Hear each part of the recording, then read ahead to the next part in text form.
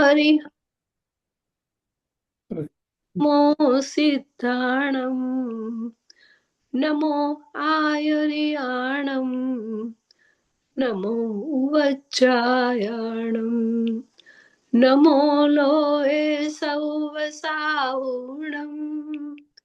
एसो पंच नमुकारो सौवपावपणासनो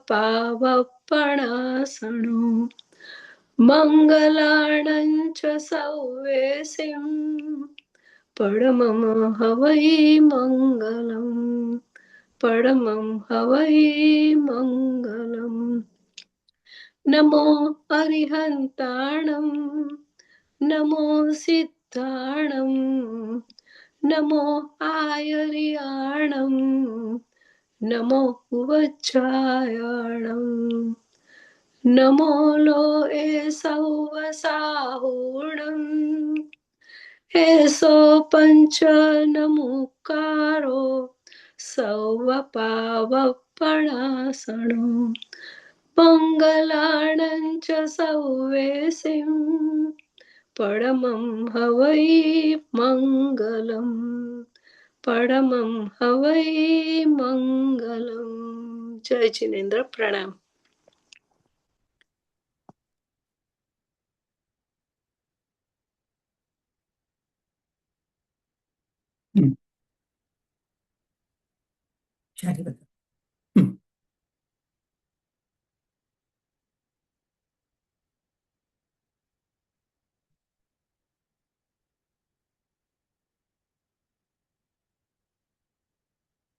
Well, if anybody has any question from last time we did this, Nijananda Nishkarsh Mathi, from Nijananda Nishkarsh, we did this Vivechan on the first quote, ज्ञान अल्प चल सकता है और श्रद्धा तो पूर्ण ही चाहिए.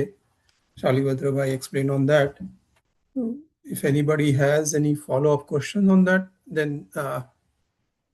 they can ask. Otherwise, we can move on to the today's quote, which I believe is in this. રાકેશભાઈ, મેં આપને જે મોકલ્યું છે એમાં છેલ્લા કોડથી ભાઈ લેવાના છે. દેખાય છે ને સ્ક્રીન પર? હા, અજ્ઞાન જે છે ને પર પદાર્થમાં સુખ બતાડે, સમજાવે, જ્યારે અવિરતિ પર પદાર્થમાં સુખ લગાડે, ગમાડે, એ કોડથી ભાઈ ચાલુ કરવાના છે. Yeah. Third on the screen. He's there, એટલે we can, request him to start.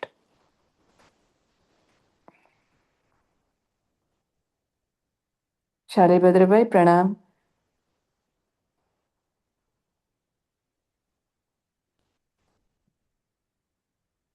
Mute પર છો.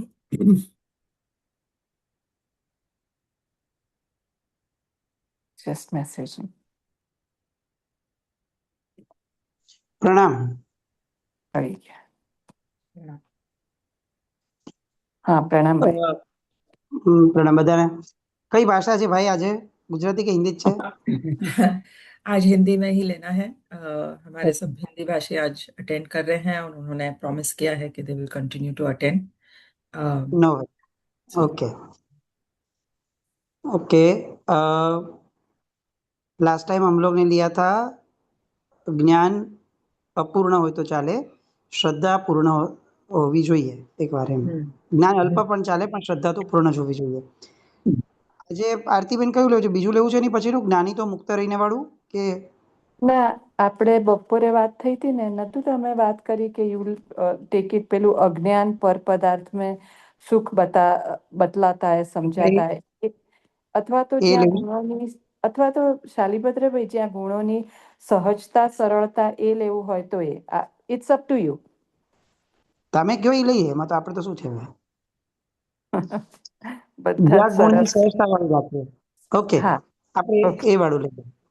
Okay, thank you. जहाँ गुण की सहजता, सरलता, सातत्य, वहाँ गुण कार्य की व्यापकता है दिखने में, क्योंकि थोड़े शब्द जो है वो शायद इतने फेमिलियर नहीं है.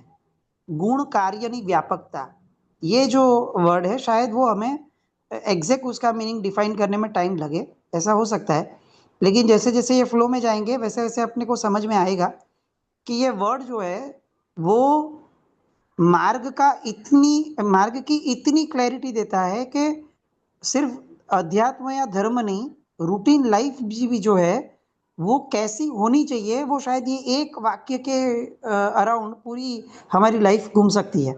यानी एक मोटिवेशनल गिनिए या एक एक्सप्लेनेशन वाला थॉट या एक फंडामेंटल प्रिंसिपल लाइफ का है साहिब जी का ये वाक्य, जहाँ पे लिखा है कि जहाँ गुण की सहजता है।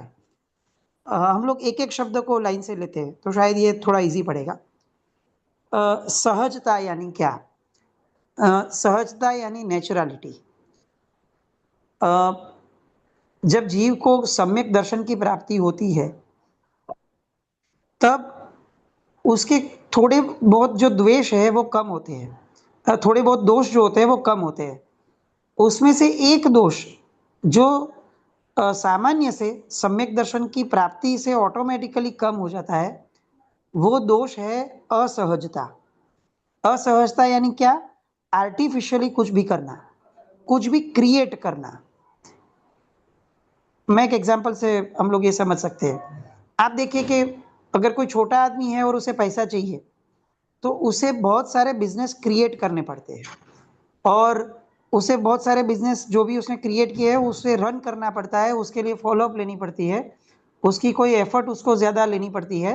तो छोटे आदमी को हमेशा सर्वाइवल के लिए एफर्ट्स रखनी पड़ती है, ये हमारा रूटीन एक्सपीरियंस है।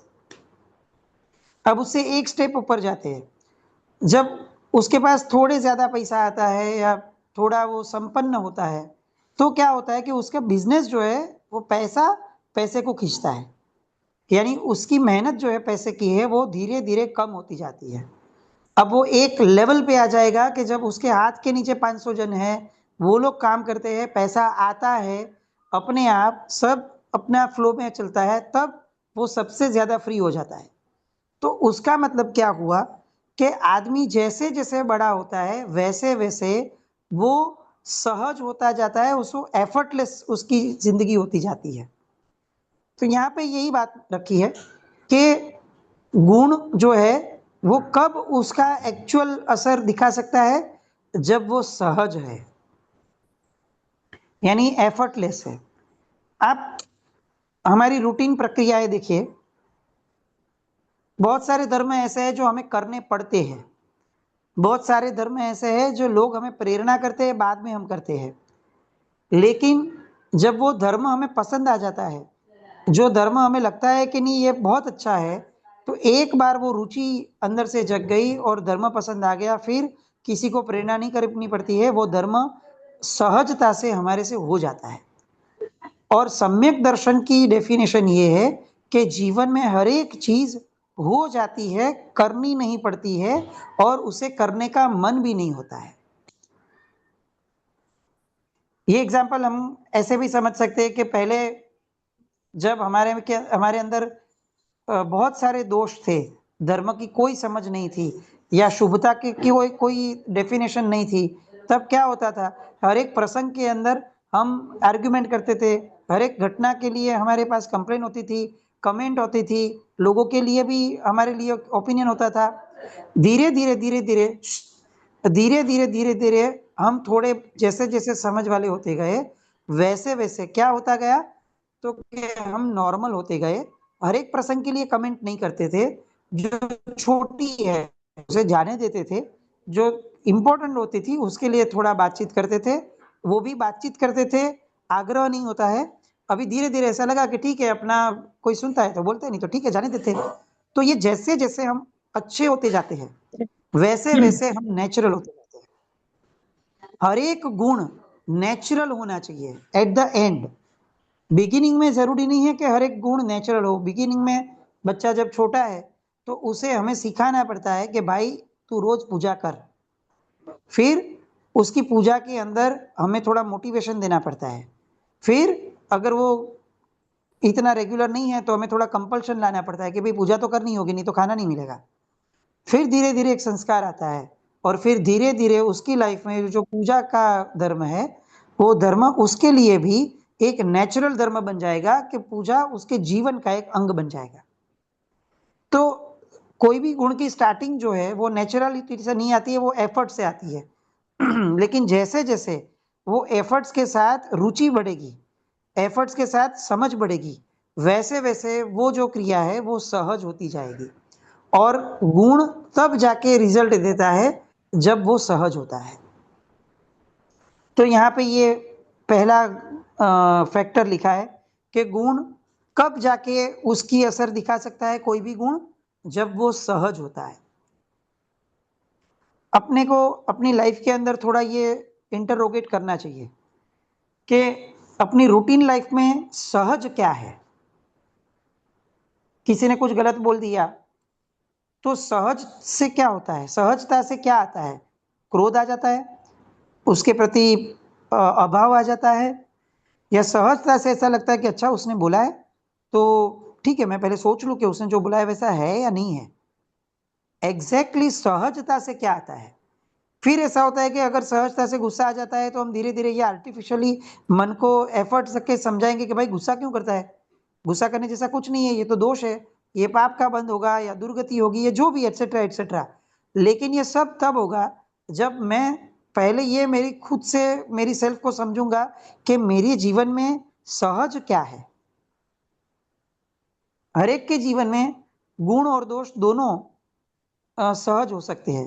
कोई कोई गुण होंगे जो सहज होंगे, जैसे कोई गरीब को देखते हैं तो सहजता से ही एफर्ट रखे बिगैर ही हमें अनुकंपा प्रकटती है कि अरे बाप रे, बेचारा कितना दुख में है। कोई पशु की पीड़ा देखते हैं तो अचानक से हमें दर्द होता है कि अरे बाप रे, बेचारा बोल नहीं सकता है लेकिन देखो कितनी पीड़ा है। तो उसका मतलब कि करुणा जो है वो सहज है। उसकी मात्रा कम ज्यादा हो सकती है, लेकिन हमें सबसे पहले ये इंटरोगेट करना चाहिए कि हमारी सेल्फ में इररिस्पेक्टिव ऑफ धर्म और अधर्म सहज क्या है। उससे क्या पता चलेगा? उससे ये पता चलेगा कि मेरी आत्म प्रकृति वो क्या है। अगर मुझे गुस्सा सहज आ जाता है, अगर मुझे सहज ईर्ष्या हो जाती है किसी की भी, अगर मैं सहज भी किसी की भी निंदा कर सकता हूं, तो उसका मतलब ये है कि मैं सहज आत्म प्रकृति से मुझे बहुत मेहनत करनी पड़ेगी, क्योंकि सहज आत्म प्रकृति के अंदर दोष का प्रमाण ज्यादा है, गुण का प्रमाण कम है। तो उसका मतलब कि मेरी जन्मांतर की जो साधना है वो साधना थोड़ी कम है, मुझे उसे एक स्टेप और आगे लेके ही जानी पड़ेगी, तब जाके मनुष्य भाव में कुछ करने जैसा सेटिस्फेक्शन में ले पाऊंगा। तो सबसे पहली हमें सहज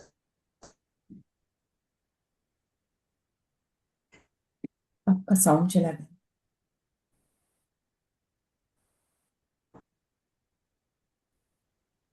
हेलो, हाँ, कोई बोलो कहीं? આપનો સાઉન્ડ જતો રહ્યો છે શાલીભદ્રભાઈ. હવે આવે છે? હવે આવે છે.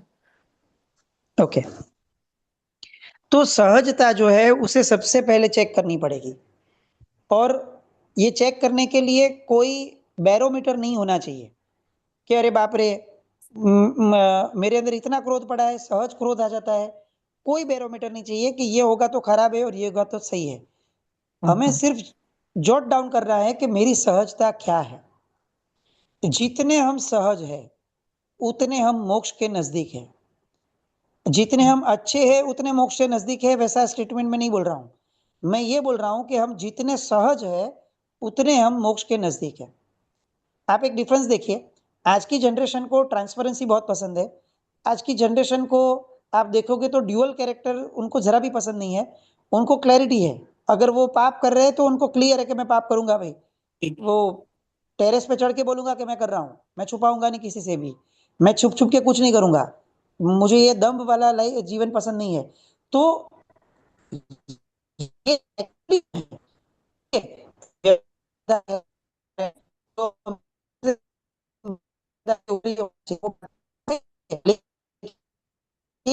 પછી ઇન્ટરનેટ શાલીભદ્રભાઈ વોઇસ છે ને ક્રેક થઈ જાય છે. અચ્છા, રાકેશભાઈ? હું છું તો ઘરે જ. હા, હા. થોડું કદાચ ઇન્ટરનેટમાં ઇશ્યુ હશે. હવે આવે છે, કરો કન્ટિન્યુ. હોપફુલી ओके, आगे क्या कुछ मिस हुआ था या आवाज आ रही थी? ट्रांसपेरेंसी पसंद करते हैं आजकल की जनरेशन। हाँ, ये जनरेशन जो है वो एक्चुअली सॉर्ट ऑफ सहज जनरेशन है, उसके अंदर विकृति काफी है, लेकिन आप अगर देखने जाओ तो इनके अंदर एक सहजता है कि जो है वो है भाई, और उसको उसका स्वीकार होना चाहिए। तो यहाँ पे जो साहेब जी ने बताया है वो ये गुण है कि हमें हमारे गुण की सहजता में जाना है, इतना उसको सहज कर लेना है कि वो हमारा एक स्वभाव बन जाए। तो सबसे पहला बैरोमीटर फैक्टर जो उन्होंने लिखा है वो है गुण की सहजता। तो दूसरा एक फैक्टर उन्होंने लिखा है गुण की सरलता। सरलता यानी क्या? सरलता यानी जो एक फ्लो में जा रहा है उसी फ्लो को मन वचन कर्म से बाइंड करके रखना है, उसके सिवाय का कोई भी इंटेंशन लाइफ के अंदर नहीं आना चाहिए, कोई मैनिपुलेशन होके उसको डाइवर्ट करने की इच्छा नहीं होनी चाहिए। ये जो गुण है उसे सरलता कहते हैं। हमारी एक सामान्य परिभाषा हो गई है कि जो व्यक्ति ज्यादा बोले नहीं वो सरल है, जो व्यक्ति जल्दी से सब मान ले वो सरल होता है, जो व्यक्ति को जो बोलो वो सब कर ले उसे हम सरल कहते हैं, या जो व्यक्ति को हम मूर्ख बना सके, कोई भी आके मूर्ख बना सके उसे हम सरल कहते हैं। टेक्निकली ये हमारा भ्रम है। सरलता ये है कि जो योग का सेवन हो रहा है यानी जो क्रिया हो रही है उस क्रिया के सिवाय की एक भी क्रिया का महत्व उस समय पे न हो, और इजी मोड के ऊपर उस क्रिया के अंदर जिसका मन जुड़ जाता है वो सरल है। उसे वो क्रिया में कोई मैनिपुलेशन या कोई दूसरे योग को ऐड नहीं करना है। मैं एक एग्जांपल देके बात करूं कि अगर मैं पूजा कर रहा हूं तो पूजा करने के समय पूजा करना वो सरलता है। अब पूजा करने के टाइम पे मैं सोचूं कि मेरी ये पूजा करने से देखो 10 जन को पता चला कि मैं धर्मिष्ठ हूं, या देखो सबके बीच में एक इंप्रेशन हो रही है कि मैं ये पूजा कर रहा हूं तो एक मेरे अंदर इतना एक लेवल है, तो ये जो भी मैनिपुलेशन हो रहा है क्रिया का वो असरलता है। सरलता ये है कि मैं अगर पूजा कर रहा हूं तो मैं सिर्फ पूजा ही करूं, फिर पूजा के पहले क्या था पूजा के बाद क्या था उसको वो समय पे मैं थॉट में ना लाऊं, ये सरलता है। हर एक क्रिया को उस पर्याय में रह के करना वो सरलता है। तो ये एक दूसरा गुण जो साहेब जी ने बताया कि कोई भी गुण जो है उसे सरलता से करना है। आज हमारी लाइफ के अंदर क्रिया की बहुलता इतनी आ गई है कि हमें एक भी क्रिया के अंदर सेटल नहीं होना है। हमें ये लग रहा है कि आज ये क्रिया हुई तो ये क्यों नहीं हुई, देखो आज मेरा प्रतिक्रमण छूट गया, देखो आज पूजा रह गई, देखो आज ये रह गया, इसमें वो नहीं मजा आया, पहले जैसा ये नहीं है।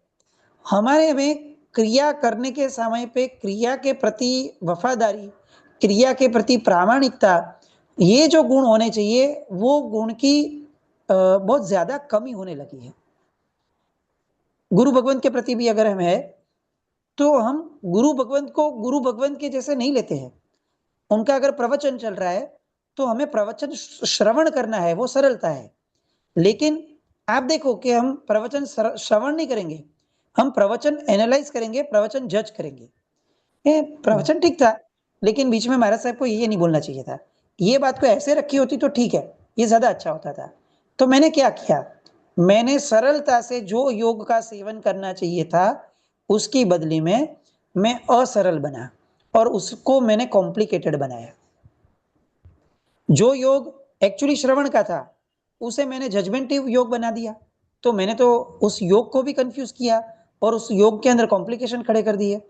कोई आदमी मुझे बोल रहा था, मुझे सिर्फ सुनना था, तो मैंने सोचने का शुरू कर दिया, भाई क्यों, यहाँ पे तो कान का काम था तो मन को क्यों काम पे लगाया, तो ये भी असरलता है। सरलता ये है कि जो योग में जो सेवन चल रहा है उसके प्रति मेरी लॉयल्टी होनी चाहिए, मैं वो समझ के चलूं कि मुझे यही करना था, उसके सिवाय का एक भी जो पदार्थ है, जो चेष्टा है वो मुझे नहीं करनी चाहिए थी। तो ये गुण का दूसरा फैक्टर है जो कोई भी गुण को एक्चुअल इफेक्टिव बनाने के लिए जरूरी है, वो फैक्टर है सरलता। एक जो हम लोग ने सबसे पहले देखी सहजता, उसके बाद सरलता। तीसरा फैक्टर जो मोक्ष के मार्ग में सबसे ज्यादा इंपॉर्टेंट है, सबसे ज्यादा, इररिस्पेक्टिव ऑफ एनीथिंग एल्स, अगर मोक्ष मार्ग में कोई भी चीज को आगे बढ़ाना है तो उसकी मिनिमम रिक्वायरमेंट और प्राइम रिक्वायरमेंट है कि वो सातत्य के साथ होना चाहिए। आप और मैं देखिए, हमारे जीवन के अंदर जन्म लेते ही हमें खाने की संज्ञा होती है, हम रोते हैं क्योंकि हमें भूख लगती है। ये क्यों हुआ? वो तो अज्ञान दशा है। उस दशा के अंदर तो कुछ भी नहीं सूझना चाहिए था, जस्ट बर्थ हुआ है, फिर भी बच्चा रो रहा है, फिर भी उसे भूख की संवेदना हो रही है। क्यों ऐसा हुआ? क्योंकि अनंत काल में, अनंत भव में सातत्य से एक संज्ञा को हम लोग ने पोषी है, एक संज्ञा को हम लोग ने हमेशा आगे बढ़ाई है, वो है आहार की संज्ञा। तो सातत्य पूर्वक जिस संज्ञा को हमने हर एक जन्म में उसका सेवन किया है, वो संज्ञा जैसे ही जन्म हुआ वैसे ही सहजता से हमारे साथ जुड़ गई। क्यों जुड़ी? क्योंकि सातत्य था। तो मोक्ष मार्ग में अनंत भव होने के बाद भी अगर हम मोक्ष के प्रति जागरूक होते हैं और अंदर में एक अवेयरनेस खड़ी होती है, तो उस अवेयरनेस की वजह से हमारा सातत्य जो है वो मार्गस्थ बातों के अंदर जुड़ जाता है। और फिर क्या होता है कि उसका सेवन बार बार उसका ही सेवन, वो ही गुण। आप और मैं देखिए, अगर हमें कोई चीज पसंद आ गई है, कोई भी चीज है, फिर वो धर्म की हो या कोई भी हो, इररिस्पेक्टिव ऑफ दैट, अगर हमारी पसंदगी में कोई चीज बैठ गई है तो हमारा मन क्या करता है? कोई भी दिशा में अगर हम कोई भी क्रिया करें, मन जो है वो सातत्य से उसके पीछे पड़ जाता है। यानी समझो मैंने आज रसगुल्ला खाया तो रसगुल्ला मुझे ज्यादा ही पसंद आया, बहुत टेस्टी था, तो अब रसगुल्ले की खाने की प्रक्रिया तो खत्म हो गई। उसके बाद तो सामायिक करने की प्रक्रिया फॉर एग्जाम्पल आई है। तो सामायिक के अंदर भी जैसे ही मैंने नौकर वाली हाथ में ली, सबसे पहले एक दो नौकर गिनने के बाद तुरंत दिमाग वहां पे जाएगा कि आज रसगुल्ला बहुत अच्छा था, यानी उसका ये जो टेस्ट था वो बहुत अच्छा था। अब वो वाला पर्याय दोस्त खत्म हो गया है। फिर भी वो पर्याय क्यों आता है? क्योंकि मन को सातत्य की एक हैबिट है कि उसे सतत, उसको जो अच्छा लगता है उसे बार बार चलाना होता है। हमें ऐसा लगता है कि हमारे में विकल्प बहुत है, एक्चुअली विकल्प नहीं है। हम लोग ने हर जिस चीज में रुचि रखी थी, उस चीज के विचार को मन बार बार उस दिशा में हमें खींच के जाता है। तो प्रॉब्लम जो विचार आते हैं वो नहीं है, प्रॉब्लम हमारी रुचि है। जिस रुचि को हम लोग ने खड़ी रखी है, इसके लिए सातत्य से मन उसकी दिशा में जाता है। सातत्य वो मन का स्वभाव है, उसकी दिशा जो है वो हमें नक्की करनी होती है, और वो दिशा हम लोग ने गलत नक्की की है। तो उसका मतलब ये होता है कि हमारा सातत्य हर गलत चीज के अंदर होता है। आप देखो, अगर किसी ने गाली दी ना, तो हमें अपने को समझाना नहीं पड़ता है कि उसने गाली दी तो तू भी गाली दे, हम लोग गाली सहजता से दे देते हैं। लेकिन अगर हमें शांति रखनी है तो हमें बार बार मन को समझाना पड़ता है कि भाई जो भी हुआ तू चुप रहे, तू चुप रहे, तू कुछ मत बोलना, तू कुछ मत बोलना। तो क्यों ऐसा करना पड़ता है? खुद का ही मन है, खुद को पता है कि कुछ बोलने से तकलीफ होगी, क्यों बार बार समझाना पड़ता है? क्योंकि मन को सातत्य से गुस्से के सामने गुस्सा करने का स्वभाव हो गया है। वो सातत्य किसने दिया? सातत्य हमने खुद ने दिया। क्यों दिया? क्यों दिया? क्योंकि गुस्से के प्रति हम लोग, हमारी रुचि थी। अब आज ऐसा लग रहा है कि ऐसा थोड़ी हो सकता है। जो माइंड, जो मन अभी भी आज इतना क्लियर है कि भाई गुस्सा तो दोष है, गुस्से से तो नुकसान ही होता है, वो मन गुस्से के प्रति रुचि क्यों रखेगा? तो रुचि रखेगा क्योंकि हमारा जो आज का स्वभाव है वो आज का नहीं है, वो जन्मांतर से मिला हुआ है। तो जन्मांतर से हमें क्या मिला है? जन्मांतर से वो मिला है जो हमने सातत्य से जिसका सेवन किया है। आज हमारे जीवन में जो भी है वो इसीलिए है क्योंकि हम लोग ने बार बार उसके प्रति इच्छा की थी, उसके प्रति रुचि जन्माई थी और उसके प्रति उसका सेवन किया था। आप देखो, हमें कैसे आदमी जीवन में मिलते हैं? जिनके साथ हमारा ऋणानुबंध है। और ऋणानुबंध किसके साथ होता है? जिनके साथ बार बार हम लोग ने अलग अलग जन्म में भी संबंध रखा था। तो उसका मतलब क्या हुआ कि ये संबंध भी मुझे क्यों मिला, क्योंकि मेरा उनके आत्मा के साथ सातत्य से उनका परिचय था। भले मेरे भव अलग थे, वो भव अलग था, लेकिन सातत्य था। तो आज ये मनुष्य भव के अंदर क्या करना चाहिए, जो भी अच्छा लगे उसका सातत्य रखना चाहिए, और जिसका सातत्य है लेकिन अच्छा नहीं है उसे तोड़ना चाहिए। ये दो चीज करनी चाहिए। एक, अच्छे गुण को विकास करने के लिए बार बार उसका सेवन कीजिए और सातत्य के साथ कीजिए। इसलिए देखिए, हमारे में हम नहीं है कि अगर आपको कोई भी मंत्र सिद्ध करना हो तो ऐसा नहीं बोला है कि रोज उसकी माला गिनिए। सिद्ध करने के लिए रिक्वायरमेंट रखी है कि फिक्स समय के ऊपर, फिक्स दिशा में बैठ के, फिक्स आसन के ऊपर बैठ के, फिक्स नौकार वाली लेके उसका जाप करना चाहिए, तब जाके उसकी सिद्धि वो फास्ट होती है। तो ये फिक्स वाला फंडा क्यों दिया? आप तो बोल सकते थे कि पूरे दिन में कभी भी गिनो, क्या फर्क पड़ता है। फिक्स वाला फंडा क्यों दिया? क्योंकि सातत्य की वजह से योग को सिद्ध करना बहुत आसान हो जाता है। और आज की हमारी सबसे बड़ी प्रॉब्लम यह है कि हमारे पास सब है लेकिन सातत्य नहीं है, हमारी रुचि वैरायटी में है। आप देखो, आज आपको ये सुनने में मजा आया, तो कल वापस यही सुनने को कोई बोलेगा तो हम लोग एक बार और सुन लेंगे। तीसरी बार अगर वही का वही सुनने को आएंगे तो हम लोग बोलेंगे नहीं यार, ये तो सुना हुआ है, कुछ अलग दो ना। अब देखो, सुनने की रुचि है, वो अच्छा भी लगा था, लेकिन फिर भी सातत्य का विरोध है। क्यों? क्योंकि मन को शुभता की रुचि ही नहीं है, उसको अशुभ का सेवन बार बार करना है। मन कभी भी थकता नहीं है कि कल तो खा लिया था, आज क्यों वापस खाना है। कल तो ये टीवी का सीरियल देखा हुआ था, ठीक है, कल कुछ इतना मजा नहीं आया था, तो आज वापस क्यों क्यूरियोसिटी हो रही है कि उसमें क्या हुआ होगा। क्यों? क्योंकि मन को अशुभ के प्रति सातत्य की रुचि है और मन को शुभ के प्रति सातत्य का विरोध है। इस भाव में क्या करना है? धर्म की एक्चुअल व्याख्या क्या है, धर्म का एक्चुअल परिणाम क्या है?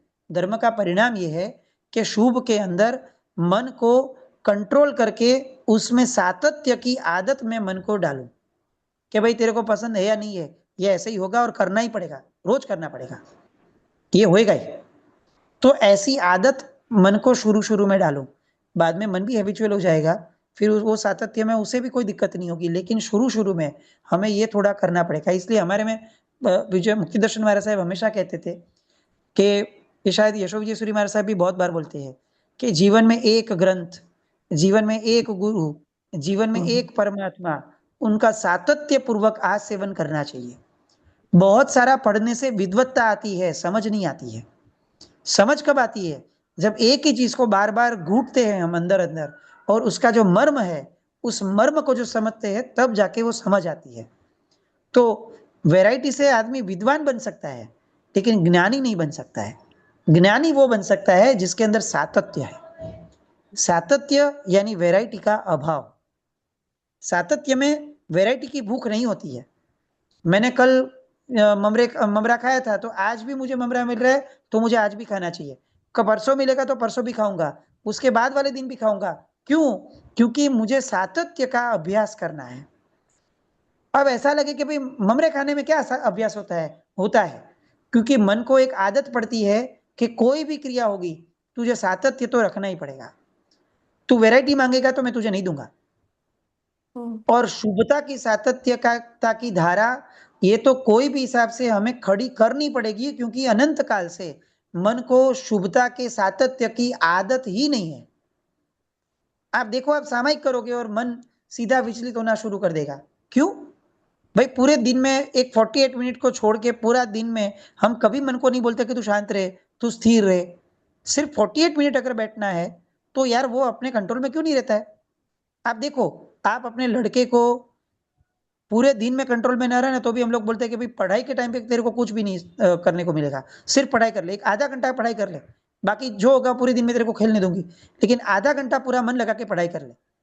तो ये अप्रोच जो बालक के प्रति है, वो अप्रोच मन के प्रति भी हमें डालना पड़ेगा कि भाई तेरे को जो चाहिए वो सब मिला है, तूने जो सोचा है उसे सब चलाया है, लेकिन अभी का जो ये क्रिया योग है उसके अंदर मुझे स्थिरता चाहिए, तो मैं ये कुछ भी नहीं चलाऊंगा, तुझे स्थिर होना ही पड़ेगा।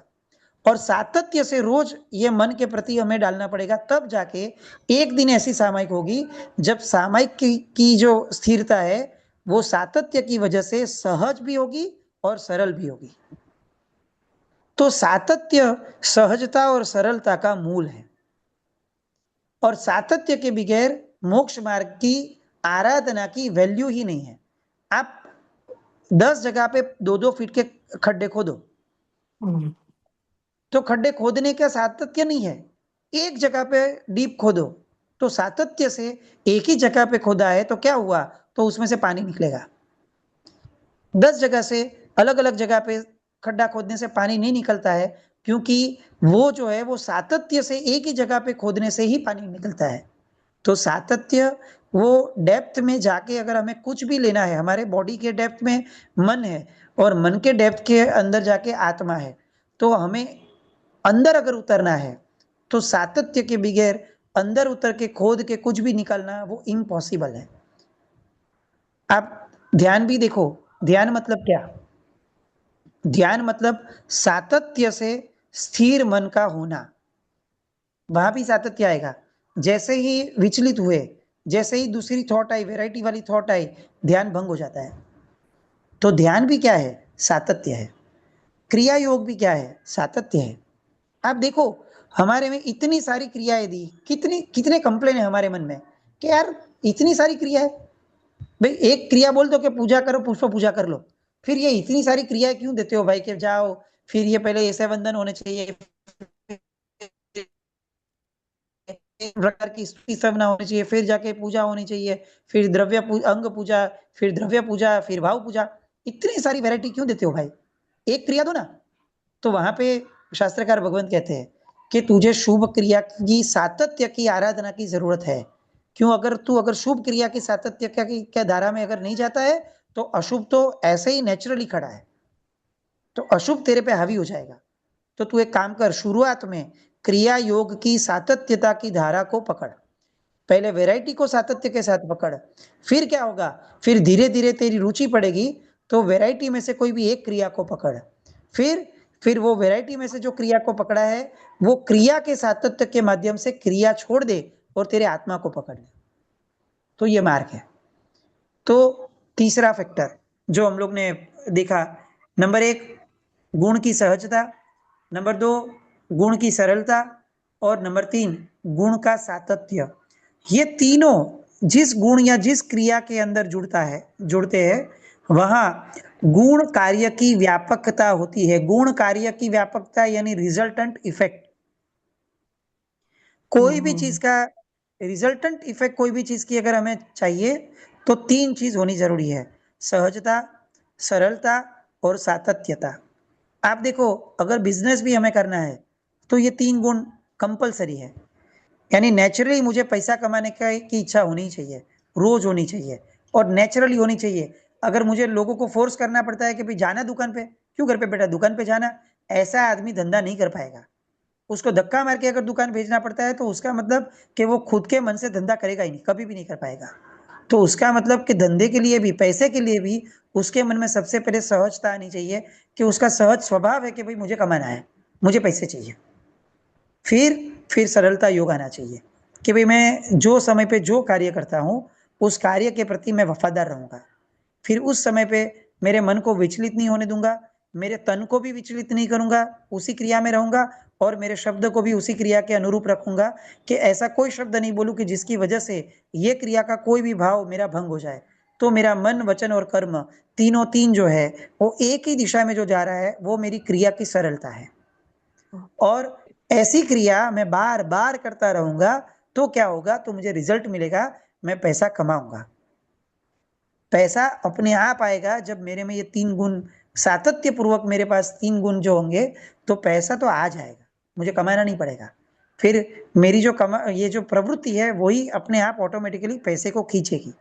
तो जैसे पैसे के बारे में ये एक भाव है, वैसे गुण के बारे में भाव है, वैसे ही मोक्ष मार्ग के प्रति ये भाव है कि भाई सहजता, सरलता, सातत्यता।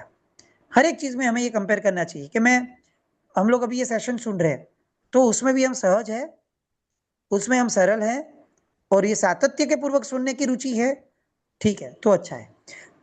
ये खत्म होने के बाद टीवी देखने अगर बैठेंगे तो टीवी के अंदर भी हमारी सहजता है, सरलता है, सातत्यता है, ये हमें कंटिन्यूअस चेक करना पड़ेगा।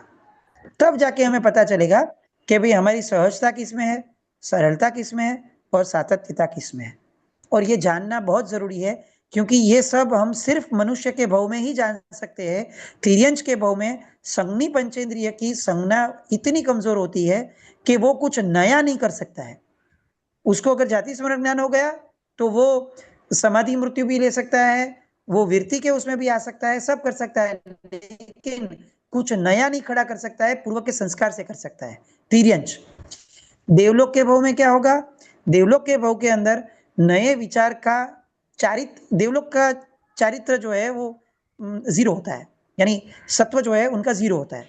तो देव के भव के अंदर कोई भी शुभ प्रवृत्ति करनी, जो नई शुभ प्रवृत्ति करनी, वो अशक्य होती है। वृत्ति का परिणाम देवलोक में 0 होता है। तो सातत्य देव के भव में पॉसिबल नहीं होता है। क्यों? क्योंकि वृत्ति नहीं है। वृत्ति नहीं है तो सत्व नहीं है। तो कौन सा भव बचा? नरक में तो पॉसिबल नहीं है। तो बचा कौन सा भव कि जिस भव के अंदर ये कुछ नया क्रिएट कर सकते हैं? तो वो है सिर्फ और सिर्फ मनुष्य का भव। इसीलिए मनुष्य भव की दुर्लभता बताई गई है, क्योंकि सहजता, सरलता और सातत्यता, ये तीनों चीज अगर हमें नई क्रिएट करनी है या जूनी को इरेज करना है तो सिर्फ मनुष्य का भव है, कि जिसमें हम सोच सकते हैं कि भाई मेरे में कौन से अशुभ की सरलता है, कौन से अशुभ की सातत्यता है, तो चलो मैं उसे निकालूं, मेरे मन को विपरीत भाव से सज्ज करूं, मेरे मन को मैं समझाऊं, दमन करूं, उसको प्रलोभन दूं, उसको समझाऊं, उसको प्रेम से ये करूं। ये सब मैं तब कर सकता हूं जब मैं मनुष्य के भाव में हूं। तो मनुष्य के भाव की प्राइम रिक्वायरमेंट है कि हमें इसके प्रति ध्यान देना चाहिए। बहुत सारे धर्म ऐसे हैं जो हम लोग देवलोक में कर सकते हैं, बहुत सारे धर्म ऐसे जो तिर्यंच में भी शायद हो सकेंगे, लेकिन थोड़े धर्म ऐसे हैं जो सिर्फ मनुष्य के भव में हो सकते हैं, वो ये वाला धर्म है। तो प्रायोरिटी उसकी होनी चाहिए। बाकी धर्म हो तो अच्छी बात है, नहीं हो तो भी एक बार ठीक है, लेकिन सातत्य वो मनुष्य के भव की लाक्षणिकता है, सरलता मनुष्य भव की लाक्षणिकता है, और सहजता वो तो जब तक सम्यक दर्शन के नजदीक के मनस्थिति नहीं आती है तब तक तो सहजता आ भी नहीं सकती है। आप देखो हमारे में कितने लोग ऐसे रहेंगे जिनको सहजता नहीं है, उनको अपने हिसाब से सब करना है, सहज भाव से जो जीवन में होता है उनको वो नहीं चलाना है, उनको हर एक परिस्थिति का विरोध होता है। ये क्यों हुआ मेरे साथ? मेरे साथ ही क्यों हुआ? भाई जो हुआ वो सहजता से स्वीकार लो, विरोध क्यों करना है? अब तेरे ही भाग्य का तुझे मिला है, बाजू वाले के भाग्य का तो मिलता नहीं है तुझे। कुदरत का न्याय तो सनातन है, उसमें तो कोई मिस्टेक की गुंजाइश ही नहीं है। तो उसको स्वीकार करने में इतनी दिक्कत क्यों है? क्योंकि हमारे में सहजता नहीं है। सहज भाव से जो आए उसे स्वीकार करना वो हमारी प्रकृति ही नहीं है। हमें हर एक चीज के अंदर कुछ ना कुछ कंप्लेन है, हर एक चीज के अंदर हमें कुछ ना कुछ एडिशन करना है, हर एक चीज में से हमें कुछ ना कुछ माइनस करना है, हर एक चीज से हमें कुछ ना कुछ प्राप्त करना है। कुछ नहीं करना है भाई, सिर्फ एक समय है जिसे सहजता से लेना है और आगे बढ़ना है, जो परिस्थिति को सहजता से पास करना है और दूसरी परिस्थिति में जाना है। तो ये सहजता ये सम्यक दर्शन के आसपास के समय में ही प्रकट होती है, तो उसे भी प्राप्त करने की अपॉर्चुनिटी सिर्फ मनुष्य के भाव में है। तो यहाँ पे जो साहिब जी ने स्टेटमेंट दिया है वो है सहजता, जहां गुण की सहजता, सरलता और सातत्य, वहां गुण कार्य की व्यापकता, यानी उसके रिजल्ट की एक्चुअल इम्पैक्ट जो है वो हमें मिल सकती है। तो ये एक साहिब जी का वचन है। इसे ये क्लियर है तो थोड़ा आगे बढ़ते, या इसमें कोई किसी को कुछ शेयर करने जैसा लग रहा है तो बोल सकते हैं, नहीं तो फिर तीसरे गुण की तरफ जाते हैं। बेसिकली शालिभद्र भाई आप जो बता रहे हैं, like be a log in the river and just the flow, just with the flow you flow, right? Right. यानी कैसा है, आप देखिए हम लोग ऐसे मनुष्य, कोई भी जीव को जब तक कर्म ड्राइव कर रहा है, यानी वो जब तक मुक्त नहीं होता है तब तक टेक्निकली वो कर्म के हिसाब से ही ड्राइव होता है। मनुष्य की या कोई भी जीव की हैसियत नहीं है कि वो कर्म के बियॉन्ड जाके कुछ कर सके। ये एक फैक्ट है जो हम स्वीकारने के लिए तैयार ही नहीं है।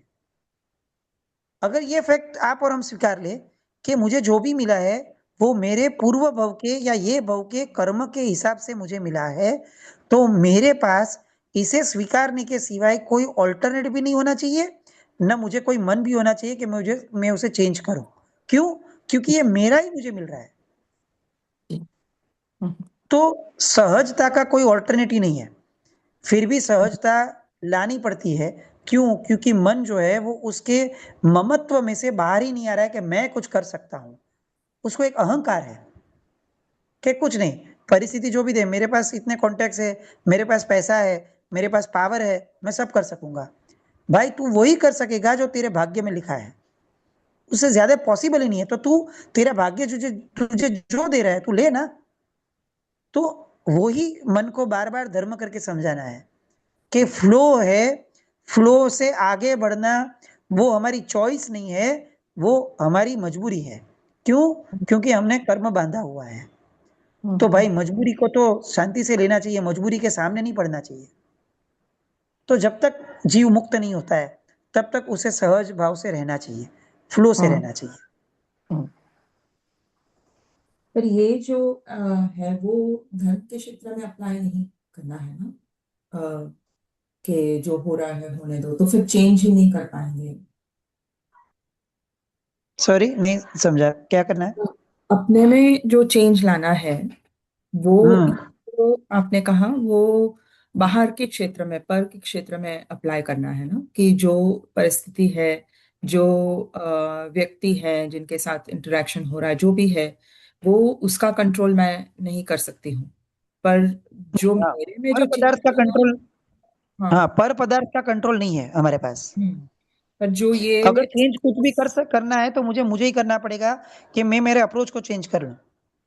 हाँ, और ये जो धर्म के क्षेत्र में जो आपने कहा कि सातत्य और सहजता सरलता लानी है, तो वो उसके लिए तो अपने ऊपर ही पुरुषार्थ करना पड़ेगा और चेंज लाना पड़ेगा, क्योंकि अपनी जन्मांतरीय संज्ञाएं सब वैसी हैं जो अपने को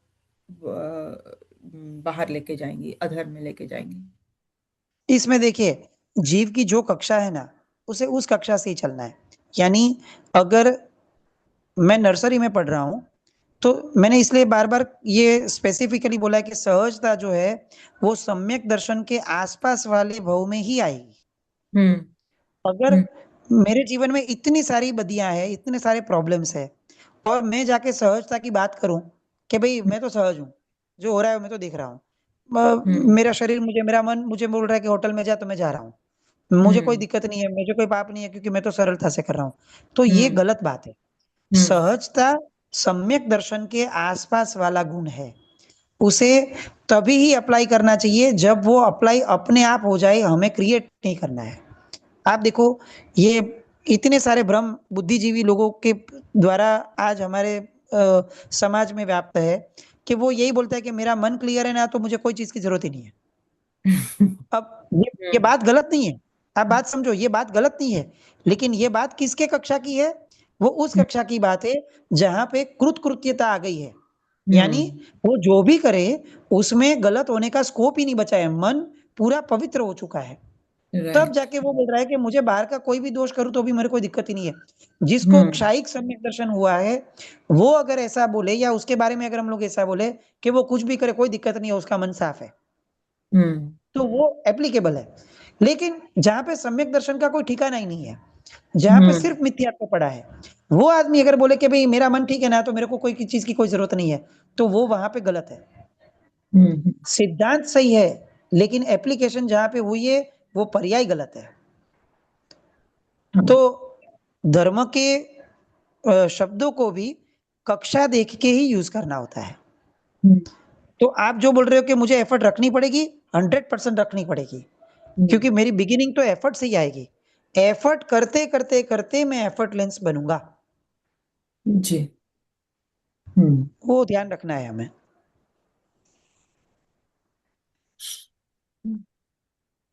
પૂર્ણિમા બેન, કોઈ ક્વેશ્ચન છે? પૂર્ણિમા બેન? जी प्रणाम शालीभद्र भाई। आई हैव टू अपोलोजाइज, मैंने જેટલું ગુજરાતીમાં બોધ થાય છે એટલું હિન્દીમાં થતું જ નથી. No matter what how much I try. મારો પ્રશ્ન શાલીભદ્રભાઈ છે કે આપ આજે સહજતા, સરળતા અને સાતત્યનો જે વાત કરો છો અને પછી સમ્યક દર્શનની આસપાસ જે થતું હોય એમાં લાઈક થોડુંક ગુજરાતીમાં કહી શકશો? હું સમજી જ નહીં. અને બીજું મારું ક્વેશ્ચન બીજો છે કે અત્યારે હું મારા લાઈફમાં એનાલાઇઝ કરું કે ઓકે, જે મારામાં જે સહજ શું થાય છે, જે સરળથી શું થાય છે, જે સતત શું થાય છે, અને બેકવર્ડ કરીને હું કહું કે લુક્સ લાઈક અત્યારે તો હું મિથ્યાત્વમાં જ છું અને સમ્યક દર્શનનો તો કઈ છાંટો આવ્યો જ નથી, એવી રીતે પણ બેકવર્ડ કરી શકાય?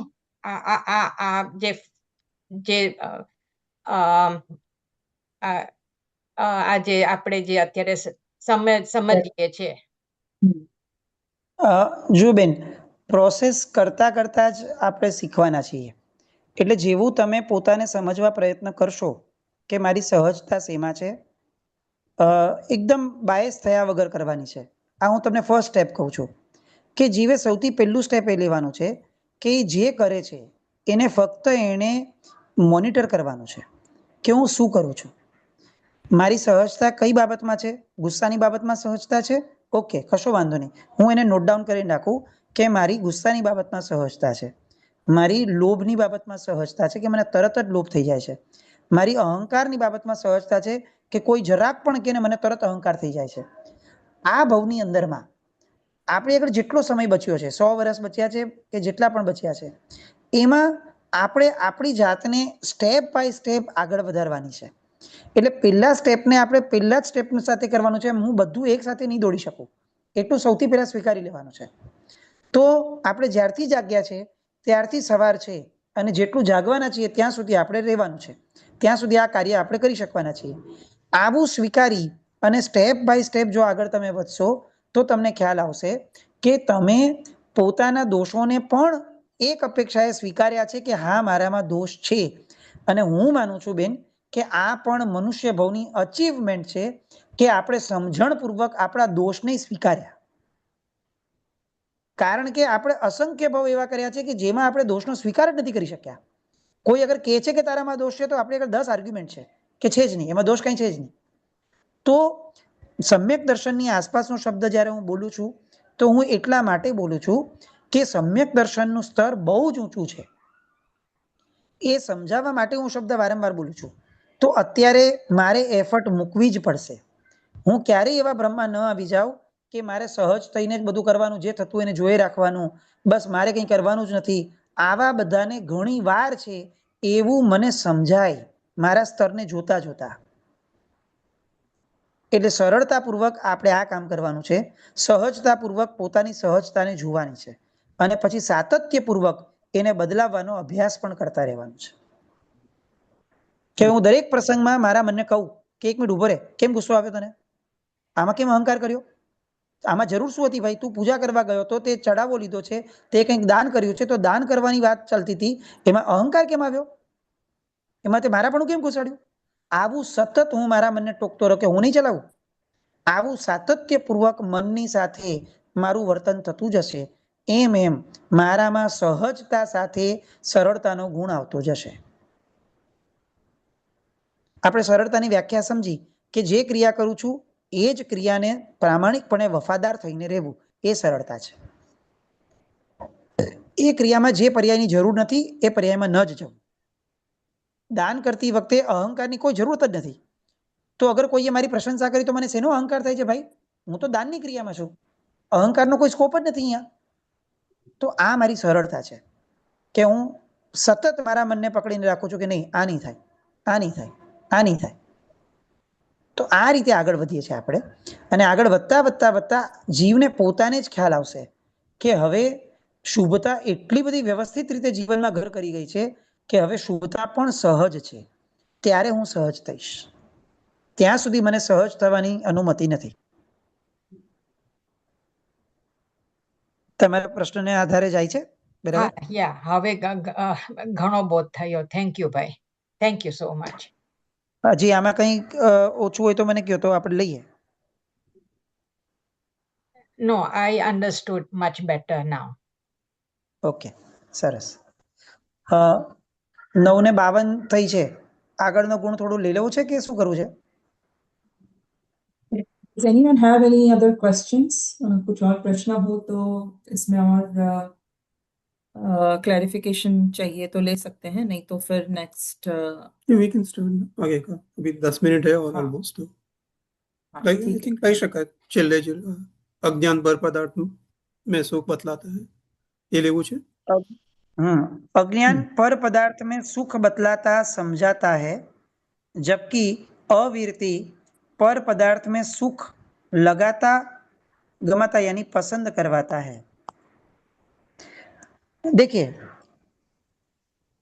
हम शॉपिंग करने जाते हैं तो शॉपिंग करने हम गए क्यों है? क्योंकि शॉपिंग का हमें शौक है और मेरा मन जो है वो स्पष्ट रूप से उसको बोध है मन को कि शॉपिंग करने से सुख मिलेगा.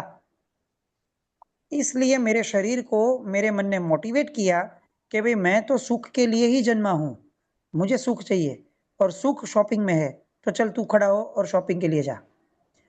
तो ये मैं अंदरूनी प्रवृत्ति बोल रहा हूँ, अंदरूनी प्रोसेस बोल रहा हूँ. क्या होता है? मन शरीर को मोटिवेट करता है कि तू ये क्रिया कर क्योंकि इसमें सुख है, तू ये क्रिया कर इसमें सुख है, तू ये क्रिया कर इसमें सुख है.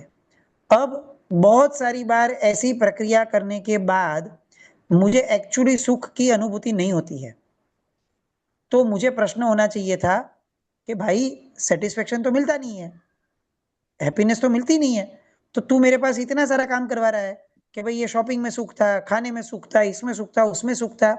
कितने साल से मैं यही चला रहा हूँ तेरे नाटक कि भाई तू बोल रहा है कि इसमें सुख है तो चल ठीक है मैं इधर गया, तू बोल रहा है सुख है तो इसमें गया. तो तू ऐसा कर क्यों रहा है? फेलियर वाली प्रवृत्ति मेरे से क्यों करवा रहा है? तो उसके जवाब में यहाँ पे ये कहते हैं कि अज्ञान जो है वो क्या काम करता है? वो पर पदार्थ में सुख है ऐसी समझ देता है मन को. अब प्रॉब्लम उधर सॉल्व हो जाता था, लेकिन ऐसा प्रॉब्लम हम लोग ने टैकल ऐसे तरीके से नहीं किया. क्यों? क्योंकि मन ने बताया था कि शॉपिंग में सुख है, लेकिन मेरे मन ने उस शॉपिंग की प्रक्रिया के अंदर जहाँ पे कोई सुख नहीं था एक्चुअली, उसके अंदर सुख की कल्पना की और एक भ्रमित सुख खड़ा भी किया कि नहीं आज बहुत मजा आया शॉपिंग करने में, बहुत मजा आया. और उस भ्रमित सुख के अंदर एक रुचि प्रगटाई कि मैं बार बार शॉपिंग करने जाऊंगा क्योंकि मुझे मजा आता है. पूरा अनंत काल के हमारे संसार के परिभ्रमण का मूल क्या है? तो ये प्रोसेस है कि मन ने अज्ञान के हिसाब से हमें ये सिखाया कि इसके अंदर सुख है, जबकि एक्चुअली उसके अंदर सुख था ही नहीं. और ऐसा नहीं कि सुख था नहीं, हमें सुख की अनुभूति भी नहीं हुई. ये कोई थियरी नहीं है, ये प्रैक्टिकल है कि इसमें एक्चुअली हमें सुख लगा ही नहीं था, लेकिन फिर भी मन के अज्ञान ने हमें पकड़ा के रखा कि नहीं नहीं भले तुझे ऐसा लगता है लेकिन सुख है इसमें ही है. आज नहीं हुआ कल होगा, परसों होगा, ये भाव में नहीं हुआ 10 भाव के बाद होगा, 100 भाव के बाद होगा, लेकिन सुख इसमें ही मिलेगा. तो ये बात है मन की, वो अज्ञान के हिसाब से है, यानी संसार का मूल अज्ञान है. लेकिन संसार चलाता कौन है? ये अज्ञान नहीं, संसार चलाता है अविरति का परिणाम, जो मुझ में उस सुख के कल्पना का भ्रम खड़ा मेरे में खड़ा करता है कि मुझे आज बहुत मजा आया, आज ये पिक्चर देखा बहुत मजा आया, ये पिक्चर बेस्ट था, ये सुपर था, इसमें बहुत मजा आया. भाई एक्चुअल तू सोचने जा कि इसमें सुख क्या था. मैं एक एग्जाम्पल, साहेब जी का बहुत पसंदीदा एग्जाम्पल था और सामान्यतः इस परिप्रेक्ष्य के अंदर मैच भी होता है, तो थोड़ा मैं एग्जाम्पल दूं. कुत्ता होता है ना, उसे हर चीज खाने की वृत्ति है, तो उसके सामने किसी ने हड्डी डाल दी, किसकी? उसके खुद की, यानी किसी की भी हड्डी डाल दी. अब हड्डी डालने के बाद कुत्ते ने तो मुंह डाला क्योंकि उसकी हैबिट है. अब उसने मुंह में वो हड्डी ली, अब हड्डी तो बहुत कड़क थी, अब कड़क होने की वजह से क्या होता है कि वो चबा नहीं पा रहा था, फिर भी उसे था कि नहीं उसमें से मुझे कुछ मिलेगा, उसमें से मुझे सुख मिलेगा, इसमें से मुझे सुख मिलेगा, तो उसने बार बार जोर जोर से चबाना शुरू किया। अब बार बार चबाने की वजह से वो जो हड्डी वो तीक्ष्ण थी, उसकी वजह से उसके मुंह के अंदर छाला पड़ गया, और छाला पड़ने की वजह से उसके मुंह से खून निकलने लगा। अब वो जो खून है वो हड्डी के ऊपर लगा, और हड्डी के ऊपर जो खून है उसका स्वाद वो कुत्ते ने उसने अनुभव किया कि हाँ, हड्डी के अंदर सुख है, हड्डी टेस्टी है, हड्डी टेस्टी है। अब टेक्निकली वो कुत्ते को जिसमें सुख लग रहा है वो सुख हड्डी में नहीं है, तो उसे जो सुख है, जो वो गिन रहा है, वो एक्चुअली उसके खुद के खून के भोग के ऊपर मिला हुआ सुख है। वो सुख नहीं है, सुख का भ्रम है, और भ्रम भी किसके बेस के ऊपर? खुद के भोग के ऊपर, खुद के खून के भोग के ऊपर। तो यहाँ पे ये बात कही गई है कि अज्ञान सिर्फ हड्डी को चबाने का काम करता है, लेकिन अविरति क्या करता है? अविरति खुद के पुण्य का भोग, खुद की शुद्धि का भोग, खुद के मोक्ष का भोग लेने के बावजूद जो छोटी चीज मिलती है उसे ही सुख का अनुभव करवाने का भ्रम खड़ा करता है। तो परिभ्रमण का रूट अज्ञान है, लेकिन परिभ्रमण चलाने का प्रोसेस वो अविरति की वजह से होता है, जिसमें हमें हर चीज के प्रति आकर्षण है। जब तक आकर्षण है तब तक संसार खड़ा है, जब तक अज्ञान है तब तक संसार खड़ा है। ये दो चीज हमें हमेशा समझनी होगी कि हमें हर एक चीज में से दो चीज बाहर निकाल देनी पड़ेगी, तब जाके मोक्ष मिलेगा। एक अज्ञान और एक अविरति। अविरति यानी आकर्षण। भौतिक पदार्थ का आकर्षण जब तक खड़ा है तब तक हमारा संसार कितने भी तीर्थंकर मिल जाए तो भी खड़ा रहने वाला है, क्योंकि हमारा आकर्षण भौतिक पदार्थ है, भगवान नहीं है, धर्म नहीं है, मोक्ष नहीं है। हम धर्म कर लेते हैं, हम बोल लेते हैं कि मुझे मोक्ष चाहिए, लेकिन हमारा एक्चुअल आकर्षण जो है वो भौतिकता है। तो यहाँ पे जो साहिब जी ने बताई बात वो ये है कि हमें ये समझना होगा कि अगर संसार शॉर्ट करना है तो ये दो चीज को हमें कम करनी होगी, एक अज्ञान और दूसरा अविरति। एक समझ की जो विपरीतता है उसे, और दूसरा आकर्षण। ये दोनों चीज को जीवन में से हमें हटाना पड़ेगा। कंटिन्यूस हमें समझना पड़ेगा कि मेरा आकर्षण किस दिशा में है, कौन से द्रव्य के प्रति है, कौन से भाव के प्रति मेरा आकर्षण है, उसे कंटिन्यूस समझना पड़ेगा। मैं मोरल ऑफ द स्टोरी बोलूं, आज के दोनों जो वाक्य हमने देखे कि अगर हमें मोक्ष के प्रति आगे बढ़ना है तो हमें एक ही काम निरंतर करना पड़ेगा, वो है इंटररोगेशन। खुद को एनालाइज करना ही पड़ेगा, उसके बगैर पॉसिबल ही नहीं है कि ये जर्नी स्टार्ट भी होगी। यानी अंतर यात्रा वो एक मस्ट नीडेड प्रोसेस है, जो मिनिमम रिक्वायरमेंट है, जिसे हमें कम से कम ये बेस के ऊपर भी शुरू करना चाहिए। 10 बजे आज को यहाँ पे विराम दे कि इसमें अगर किसी से कुछ किसी को शेयर करना है तो कीजिए। Anyone has anything to ask about the last quote that I think Shalini थोड़ा ji टाइम explained? कम था, तो maybe next time we can continue ये जो अज्ञान हाँ, वाला जो इसमें है। और थोड़े एग्जाम्पल्स आई थिंक हेल्पफुल रहेंगे। हाँ, एग्जाम्पल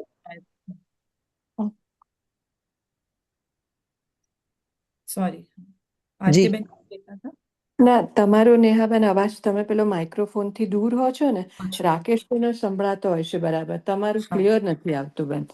ओके सॉरी हाँ I was just Okay. Saying કે કંઈક એક્ઝામ્પલ્સ શાલીભદ્રભાઈ આપે આમાં like the last quote that he explained if we take some more examples next time I think that will give more clarification.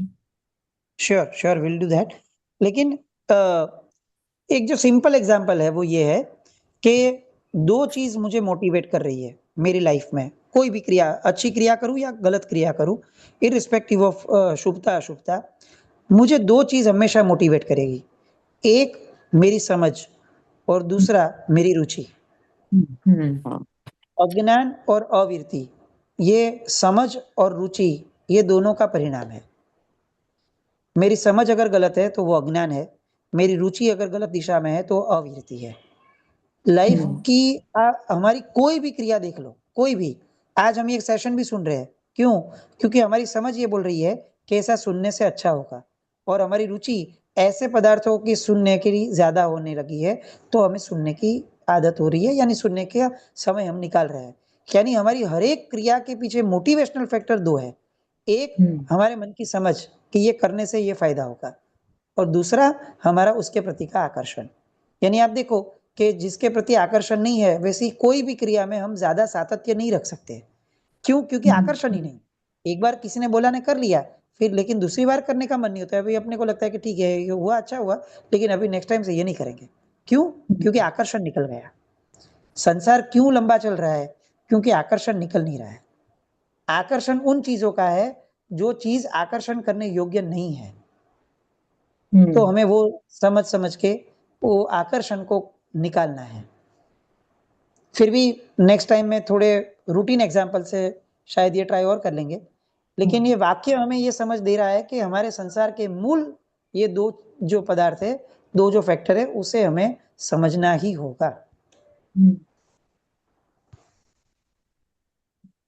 Thank you. मतलब अज्ञान और आकर्षण मुझे ऑलमोस्ट एक जैसे ही लग रहे हैं, उसमें से डिफरेंस ख्याल में नहीं आ रहा है। बहुत डिफरेंस है, बहुत डिफरेंस है। आप देखो, मुझे कुत्ते को हड्डी के अंदर सुख जो लग रहा है वो उसका अज्ञान है।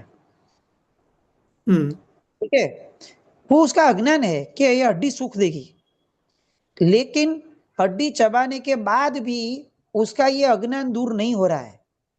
हड्डी चबाई, सुख नहीं मिला, फिर भी उसका ये अज्ञान दूर नहीं हो रहा है। क्यों? क्योंकि उसका आकर्षण है। अज्ञान बेस है और आकर्षण उसका फर्स्ट फ्लोर है।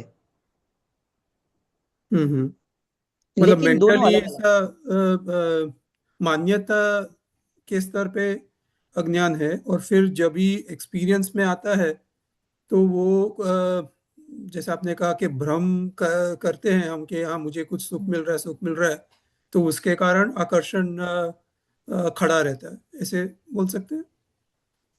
हो सकता है। देखो, सिंपल एग्जांपल ये है कि मन को सुख का आकर्षण है और भौतिकता में सुख है, वो अज्ञान है। यानी मन या शरीर कोई भी क्रिया कर रहा है, क्यों कर रहा है?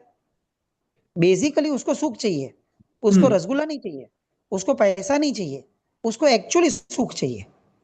तो सुख क्यों चाहिए उसको? क्योंकि उसको सुख का आकर्षण है। तो आकर्षण गलत नहीं है, लेकिन अब अज्ञान रोल प्ले में आया कि आकर्षण यहां से ये चीज के सेवन से खत्म होगा, सेटिस्फाई होगा, ऐसा अज्ञान मुझे बार बार समझा रहा है कि तू एक काम कर, ये इतना बड़ा फ्लैट कर ले, इतना पैसा कमा ले, तो तेरा आकर्षण जो सुख का है वो खत्म होगा। तो अज्ञान और आकर्षण दोनों पैरेलल चल रहे हैं। अब दोनों को एक साथ में हम लोग नहीं निकाल पाएंगे एक भाव में। तो उसके लिए हमें प्रोसेस, ये दोनों को डिफाइन किया, दोनों अलग अलग, कि किसी एक को उसके ऊपर हथौड़ा लगाओ। और सबसे पहला हथौड़ा किसके ऊपर लगाना है? आकर्षण के ऊपर नहीं, क्योंकि आकर्षण इतना जल्दी चेंज नहीं होगा, क्योंकि हमारा आकर्षण जो है वो रिजल्टेंट इफेक्ट यानी एक्सपीरियंस से चेंज होता है। और जिनको एक्सपीरियंस तो यही मिलेगा कि भौतिकता में सुख है। तो तू एक्सपीरियंस को बदलने से पहले ज्ञान को बदल। यानी सबसे पहला हथौड़ा अज्ञान के ऊपर लगाना है, और अज्ञान को दूर करने के लिए शुद्ध ज्ञान है, उसके आधार पे जाना है। फिर आकर्षण का जो निर्मूलन करना है वो अनुभव ज्ञान से होगा। शायद और थोड़ा डिटेलिंग में बराबर है, लेकिन रुचि जो है वो ज्यादा ज्ञान से कल्टीवेट होगी ना। मतलब अभी जो गलत रुचि है और उसको रुचि को सम्यक करना है, तो उसके लिए ज्ञान प्राइमरी फैक्टर होगा, और ये जो अविरति के परिणाम है वो सेकेंडरी होगा। हाँ, सेम। इसीलिए मैंने बोला कि सबसे पहला हथौड़ा हमें किसके ऊपर लगाना है? तो अज्ञान के ऊपर लगाना है। पहला हथौड़ा अज्ञान के ऊपर जाएगा तो ये आकर्षण वाला जो हथौड़ा है वो अपने आप उसको बल मिलेगा। हम्म इसीलिए संसार का मूल अज्ञान है, ऐसा बोलते हैं। हम्म तो अज्ञान जैसे जैसे दूर होगा या अज्ञान को दूर करने की जैसे जैसे एफर्ट रखी जाएगी, वैसे वैसे जीव स्वयं से समझेगा कि ये वाला आकर्षण गलत है, ये वाली समझ गलत है, ये वाली सुख की कल्पना गलत है, ये वाला भ्रम गलत है। ये जीव को स्वयं अपने आप समझ में आता जाएगा। फिर मान्यता के स्तर से, आकर्षण के स्तर से आगे बढ़ के एक फैक्टर आएगा चारित्र मुनियका के सत्व, लेकिन उसकी इतनी वैल्यू नहीं है जितनी वैल्यू समझ की है। अगर जीव सम्यक दर्शन समझो उसको हो जाता है ना, तो उसका 80% काम हो जाता है। फिर वो सम्यक चारित्र की वैल्यू 80% के बाद शुरू होती है। तो अज्ञान और आकर्षण जो है वो सम्यक दर्शन की रेंज के फैक्टर है। उसे दूर करने का काम सबसे पहले प्राइमरी बेस पे करना चाहिए। उसमें फर्स्ट चॉइस अज्ञान, सेकंड चॉइस आकर्षण।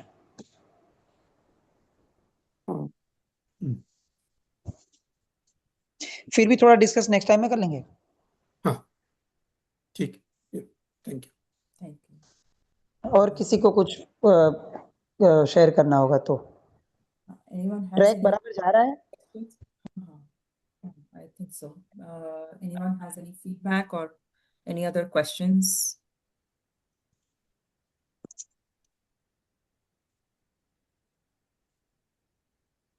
ठीक है, भले तो आज में रखिए।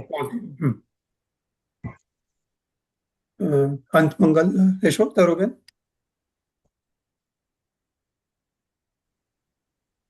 તરુબેન મ્યુટ કરશો તમે.